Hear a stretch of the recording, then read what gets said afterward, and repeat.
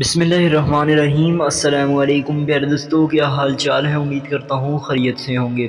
پیارے دوستو، آج ہم آپ کو بتانے جا رہے ہیں کہ بینظیر پروگرام اور احساس پروگرام میں وہ افراد جنہیں نااہل اور جانچ پڑتال کا میسیج آ رہا ہے وہ کس طرح سے اپنے آپ کو اہلیت دلوا سکتے ہیں، ان کے لیے کیا خوشخبری ہیں۔ تو اس ویڈیو کو اینڈ تک دیکھیے گا دوستو، ہم آپ کو اس ویڈیو کے اندر مکمل تفصیل دینے جا رہے ہیں۔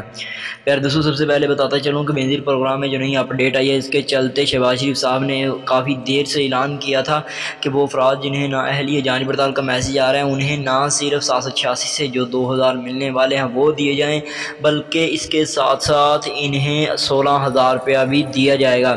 اب اس چیز کا طے نہیں کیا گیا ہے کہ وہ 16,000 روپے آپ لوگوں کو کس طریقے سے دیے جائیں گے، یعنی کہ آپ لوگوں کو 14,000 کے ساتھ 2,000 روپے ملا کے دیے جائیں گے یا اکٹھا 16,000 روپے دیا جائے گا۔ تو پھر دوستو، یہ آپ لوگوں کو نئی اپڈیٹ پتہ ہونی چاہیے۔ اس کے ساتھ شہباز شریف صاحب نے جاتے جاتے ایک چیز کا اعلان کیا ہے کہ وہ افراد جنہیں نااہل کیا گیا انہیں باقاعدہ سے تمام عمر کے لیے اہل کر دیا جائے گا۔